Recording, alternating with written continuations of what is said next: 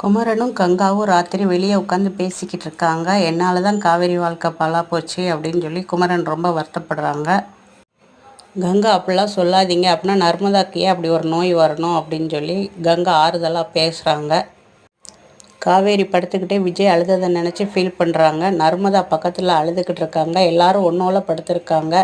அந்நேரம் எதை பற்றியும் நினைக்காதீங்க, எல்லோரும் பேசாமல் தூங்குங்கன்னு அவங்க அம்மா சத்தம் போடுறாங்க. பாட்டி இவ வாழ்க்கை என்ன ஆகுறது அப்படிங்கிற மாதிரி பேசுகிறாங்க.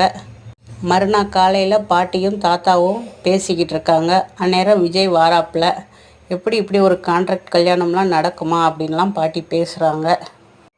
தாத்தா நம்மளால தான் அவன் இப்படி ஒரு முடிவு எடுத்திருக்கான் அப்படின்னு சொல்லி தாத்தா பேசிக்கிட்டு இருக்காங்க. விஜய் நான் போய் காவேரியை கூப்பிட்டு வரேன் தாத்தா, காவேரி வந்துருவா நான் கூப்பிட்டா அப்படின்னு சொல்லி பேசிக்கிட்டு இருக்காங்க. விஜய் கிளம்புறாங்க. அந்நேரம் குமரன் வாசலில் உட்காந்துக்கிட்டு இருக்காங்க. குமரன் நீ ஏன்டா வந்த அப்படிங்கிற மாதிரி சத்தம் போடுறாங்க ரொம்ப.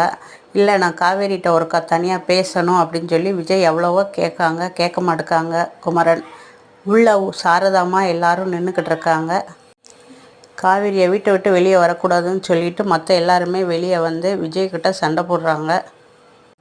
நீங்கள் நினைக்கிற மாதிரிலாம் இல்லை, நான் காவேரி கூட வாழ தான் போகிறேன், இனிமேல் என்னத்தை வாழ போகிறேன்னு சாரதாம்மா ரொம்ப திட்டுறாங்க.